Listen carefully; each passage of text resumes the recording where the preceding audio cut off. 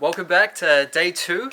Today is going to be primarily focused on upper body. So we'll get straight into it. We're going to start out with a snow angel. So right on the ground, face down.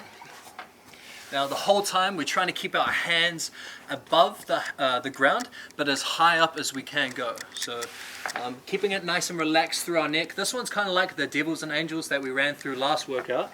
So we're going to keep it high, and then what we're going to do is squeeze our mid upper back, keeping it nice and tight, and then while we're maintaining that contraction, we're going to slowly come out to the side, again keeping the hands high.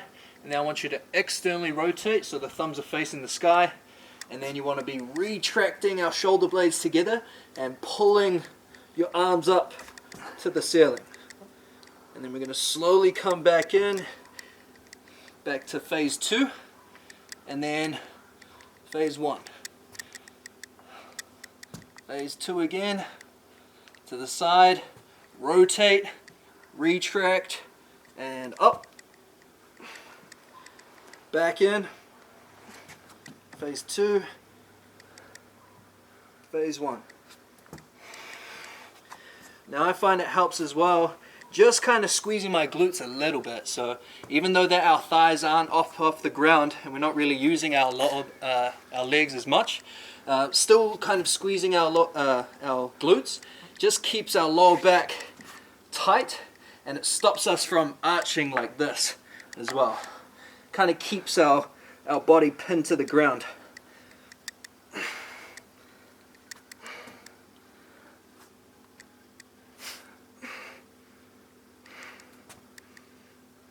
This one is a bench top push away. So you can make this as difficult or as easy as you like. It just depends on how high the bench is. So if the bench is a little bit higher, it's going to be a little bit easier because there's not so much of your body weight going into it. So for me, I kind of like something around my knee height. If you want, you could go a little bit wider if that feels a little bit more comfortable for your shoulders. The closer you go, the more triceps that you'll kind of work. So we're going to come down nice and slow, keeping our, from top to toe, nice and straight, keeping our core braced, and we're going to go slowly down, and then we're going to push, and then catch, and then same again, slowly down, push, and catch. Now when we catch, we want to make sure that we're kind of absorbing some of our body weight. We don't want to just be stiff through our arms. Otherwise that's going to tire us out a little bit too fast. And also we don't want to be locking out our joints whenever we're applying a little bit of force through them. So slow down, explode, and then absorb.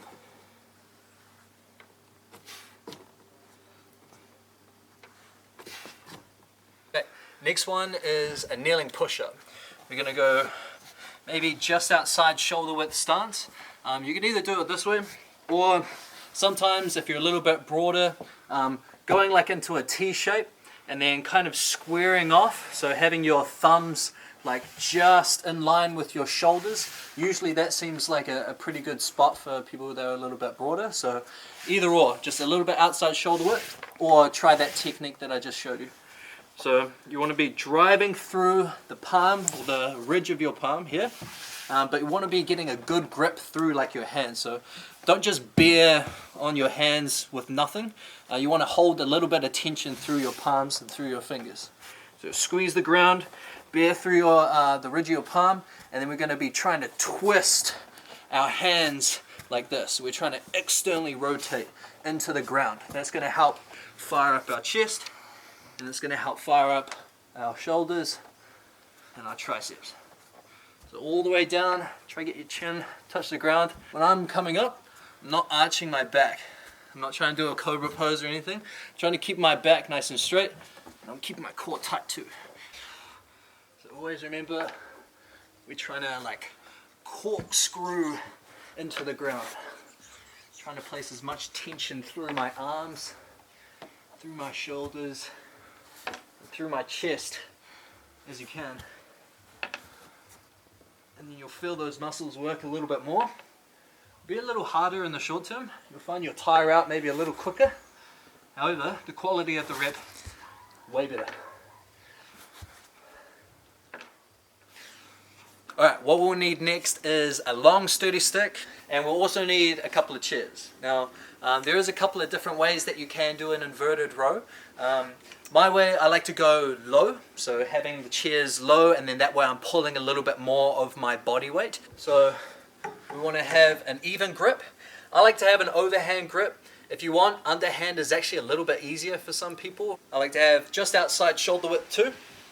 And then I'm going to have my arms dangling here, having most of the tension, most of my body weight going through my back first. So I'm priming my back muscles by pulling my shoulder blades together first, and then I'm going to pull my chest to the bar.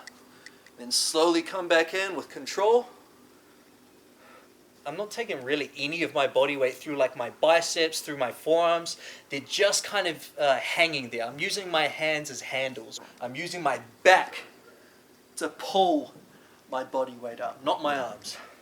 Or trying to as little as possible.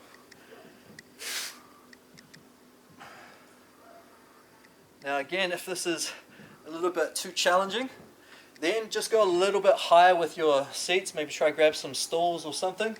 And then that way you can kind of have your feet in a little bit closer, and then that way the range of motion is a little bit shorter and you're not pulling so much of your body weight. So work your way up to it.